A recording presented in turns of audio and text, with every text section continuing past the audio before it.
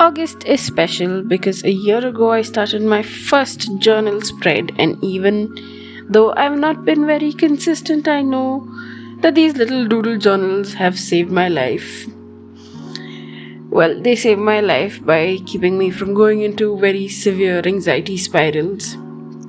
And even though I made a few spreads in April, May, and June, my anxiety attacks constantly kept me from completing my YouTube videos. Hence, I really didn't post all this time. But I've been actively doodle journaling.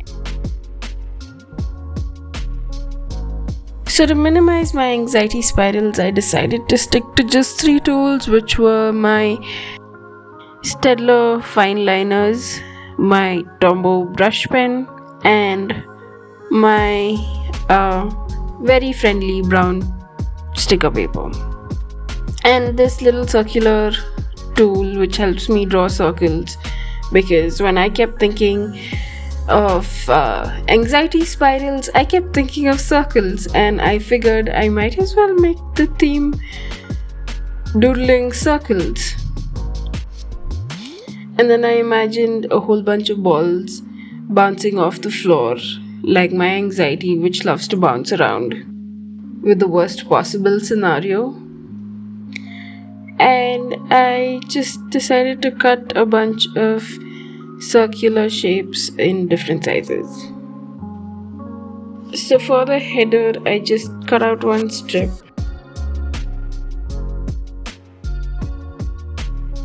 So when I really started out journaling, I was super inspired by people like Plant-Based Bride and Amanda Rachel Lee. Their doodles look perfect, and even though they say, "Oh my god, it's not good enough," let's face it, even they have anxiety issues and they probably journal for the same reasons. I really don't know how all these amazing journal artists manage to create such beautiful doodle spreads. It makes me anxious. I think they're so perfect. I look at their perfect work and I wonder, why isn't mine as good as them? Why can't I make such beautiful spreads? But that was not the goal of me creating a journal, was it? It was really just to create a beautiful, handy journal to keep track of my day-to-day and to help me, introspect and realize that maybe my anxiety is my brain overthinking the situation, especially the worst possible scenario. And we all both know how your anxiety lies to you about every situation that is probably not as bad as you imagine it to be. This time, even though I know that I'm probably not going to finish it on time and it's not going to favor the YouTube algorithm, because I should have technically posted it at least 3 to 4 days ago, I'm still going to complete it because it's important to me, and it's important that I make a habit of it. Then if I make a habit of it, then eventually I will get to the point where I get consistent at it. And most of all, it's really important that I keep doing this to protect my own mental health, because like I said before, it saved me from going into serious anxiety spirals, and it has kept me from losing my mind. So I wanted to keep it simple.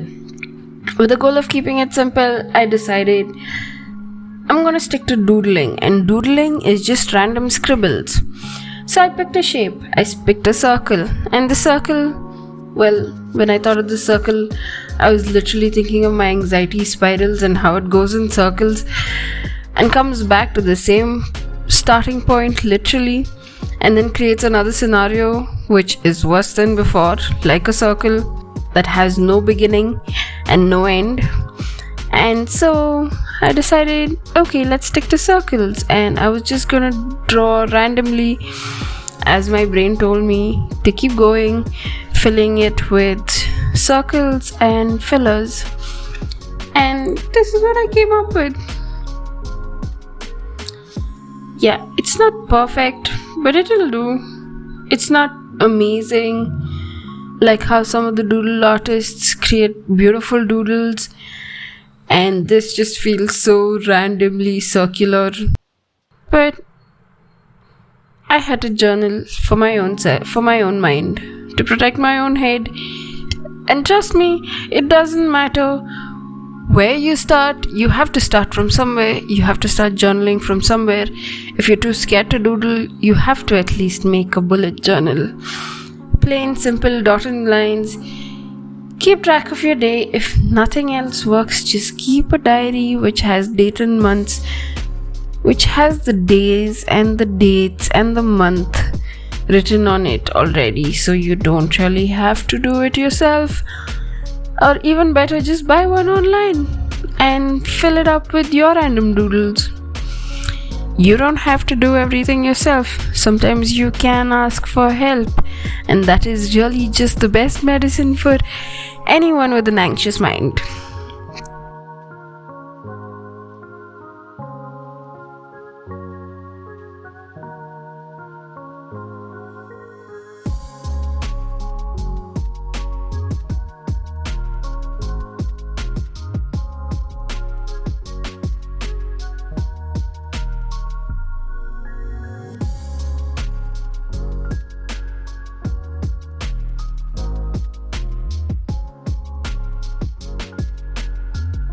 As an anxious person, you probably know that self-love is probably the most difficult aspect of self-practice that has ever existed.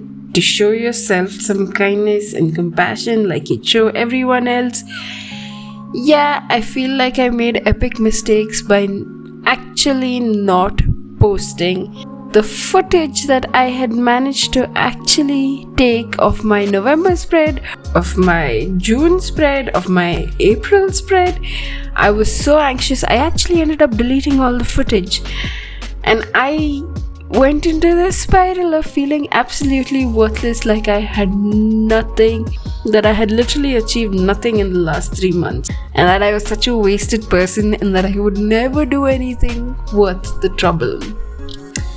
Well, the truth is, I went through a very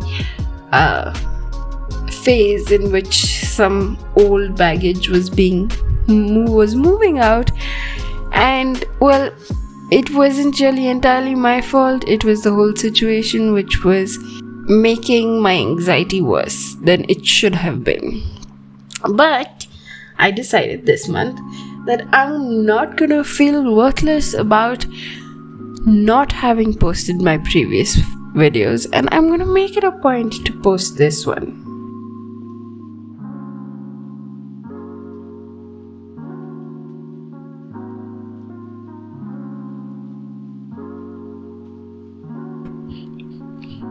Yeah, for a brief while I went into a hyper anxiety spiral when I had to make just the calendar part, the mini calendar on the front page that I normally do. And I really was thinking the whole time, oh my god, I messed it up, there's no place. But this is a dot journal, and it does have dotted markings to show you the space required to use. And I was so anxious, I'm like, I'm never gonna be able to fit in all the alphabets. So I gave myself a bunch of tiny hearts at the end, just to remind myself that it's okay to not be perfect all the time. It's okay to at least try, because if you keep trying, eventually you will get good at it.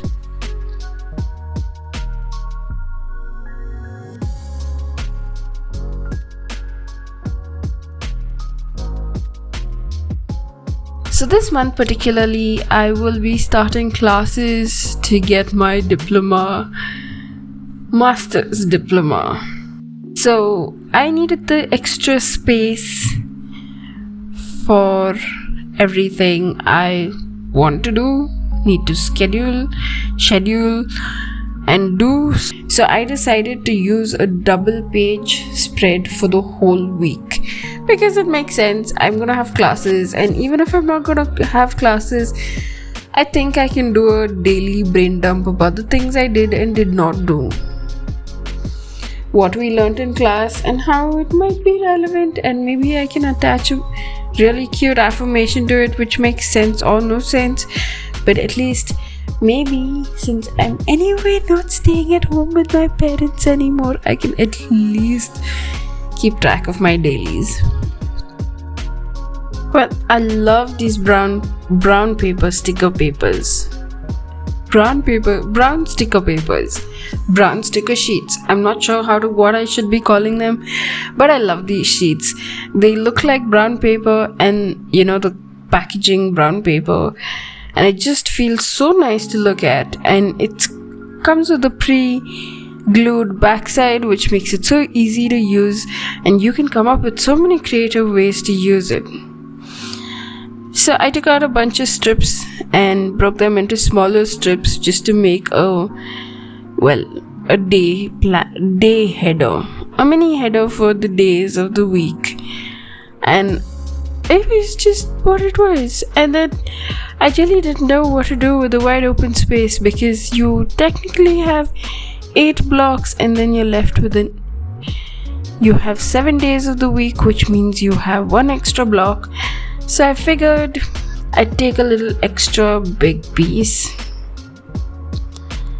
and create a header until I found my nice little mini punch.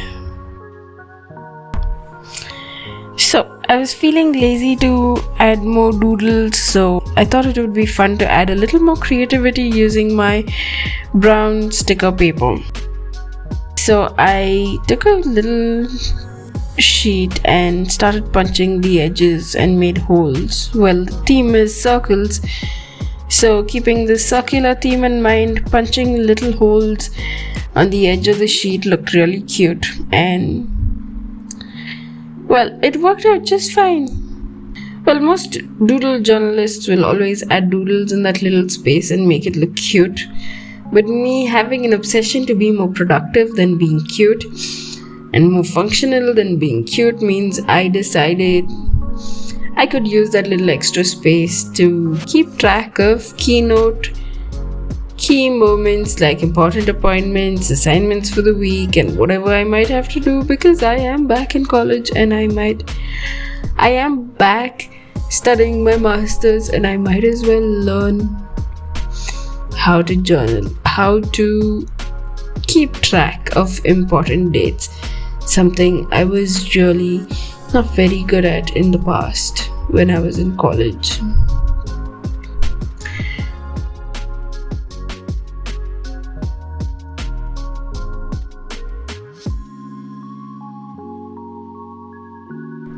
Okay, now on the last page comes the brain dump. Well, I always leave the last page open for notes, and I always have something to say about the month or halfway through the month, and I figured it's a good practice to have a brain dump once or twice a month in your journal. What am I kidding? You can have a brain dump every day, but that doesn't matter. The truth is, I just need the extra space for anything I may not be able to fit in the week. I don't really do brain dumps in my bullet journal. That's more like I use my bullet journal mostly to track my day-to-day activities. So brain dumps are usually done in a separate journal in which I literally do free writing, because free writing means you can just keep writing whatever you want to, even if you want to cuss the life out of someone. Get it?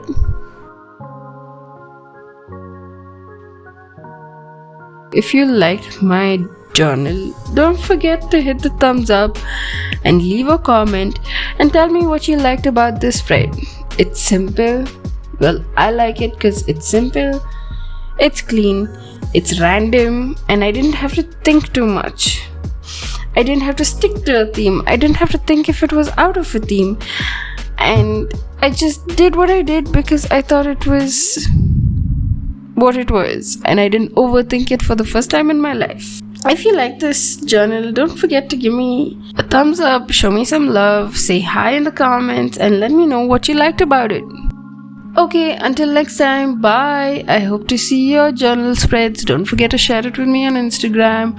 And I'm gonna leave you and remind you to have a very good month of August. It is the Indian Independence Day, so try to give yourself the freedom that you deserve.